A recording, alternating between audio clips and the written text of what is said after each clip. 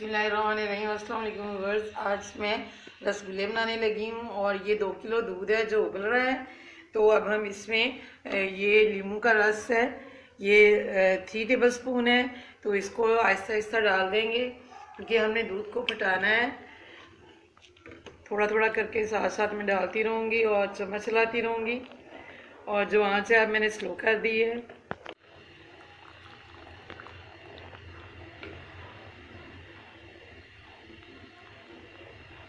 और ये देखें दूध फटना शुरू हो चुका है।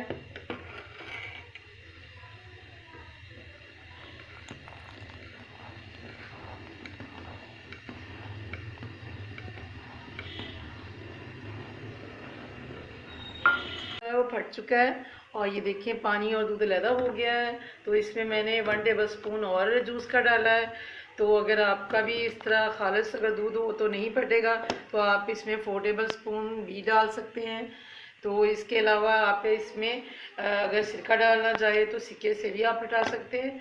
तो इसको अब हम उतारते हैं, ठंडा करते हैं और पनीर को अलग करते हैं। ये मलमल का मैंने एक कपड़ा लिया है और उस पर मैं ये डाल रही हूँ जो चीज़ है। और इसको हमने छान लेना है, छान के इसको निकाल लेना है और 1 घंटे के लिए हम इसको छोड़ देंगे ताकि ये इसमें से जो पानी है सारा रिमूव हो जाए। ये सारी मैंने चीज़ इसमें डाल ली है और ऊपर से ये मैं ठंडा पानी डाल रही हूँ और ताकि इसमें से जो खटास है वो सारी निकल जाए। तो ये पानी डालने का मकसद इसकी खटास ख़त्म करना है। ये पनीर ठंडा हो गया है, 1 घंटा गुजर गया और पानी जो है इसमें सारा निकल गया है। अब हम इसमें सूजी डालेंगे। ये 3 टेबल स्पून हम इसमें सूजी का डालेंगे।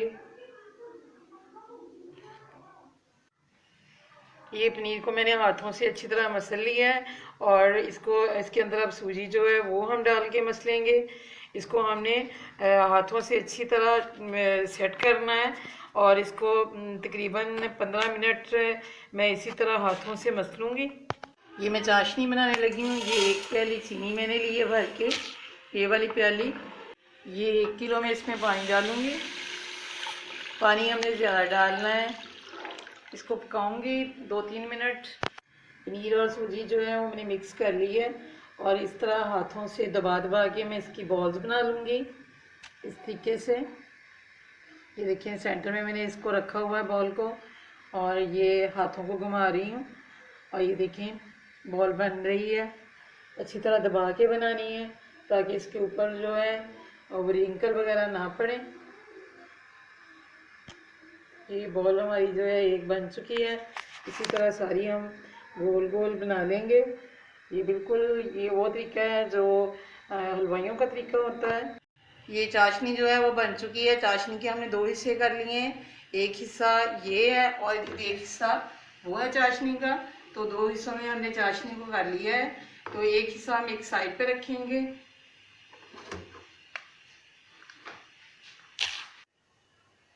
ये जो आधा हिस्सा हमने रखा है उसमें 1 प्याली पानी की मज़ीद में डालूंगी और इसको मज़ीद पकाऊंगी 1-2 मिनट के लिए। तो जब ये उबलना शुरू हो जाएगा तो फिर हम इसमें रसगुल्ले डाल देंगे। चाशनी जो है दोबारा से पक गई है और इसको चूल्हे को हमने थोड़ा स्लो कर दिया है।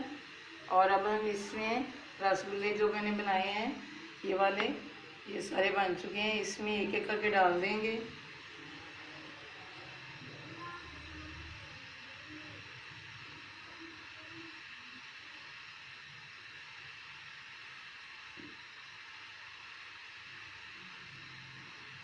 अब हमने आँच जो है वो स्लो रखनी है, ज़्यादा तेज़ बिल्कुल नहीं करनी। और जो दूसरी चाशनी है वो उसको हमने गाढ़ा ही रखना है। इस चाशनी को हमने पतला करना था तो इसमें इसलिए पानी डाला है। तो इसको मज़ीद हम पकाएंगे।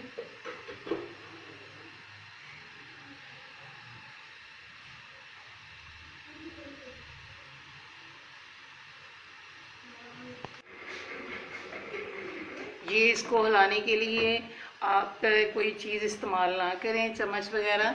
इस तरह इसको पकड़ के इस तरीके से हिलाते जाएं कढ़ाई को, क्योंकि अगर आपने इसमें चम्मच से कोई चीज़ यूज़ की हिलाने के लिए तो फिर ये टूट जाएंगे। तो इसको मैं अभी मज़ीद पकाऊंगी। पकाते हुए 2 मिनट 3 मिनट गुजर चुके हैं, उसके बाद मैंने इसको हिलाया है।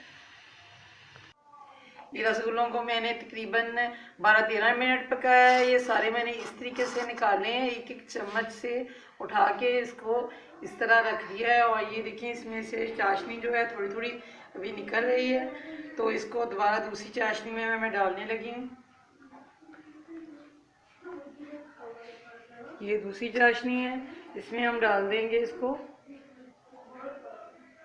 ये उठाना ज़रा मुश्किल है क्योंकि ये टूटने का इनका ख़तरा है। अब मैं हाथ से उठाऊंगी। ये देखिए इस तरह मैं सारे निकाल दूंगी। ये मैंने दोनों चाशनियाँ इकट्ठी कर दी हैं क्योंकि वो भी काफ़ी पक चुकी थी और वो भी गाढ़ी हो गई थी।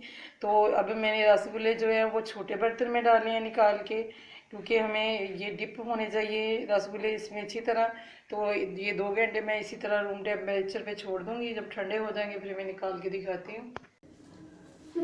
रसगुल्ले जो हैं वो बन चुके हैं और बहुत मज़े के बने हैं। अगर आपको ये मेरी रेसिपी अच्छी लगे तो मेरे चैनल को सब्सक्राइब करें, वीडियो को लाइक एंड शेयर करें।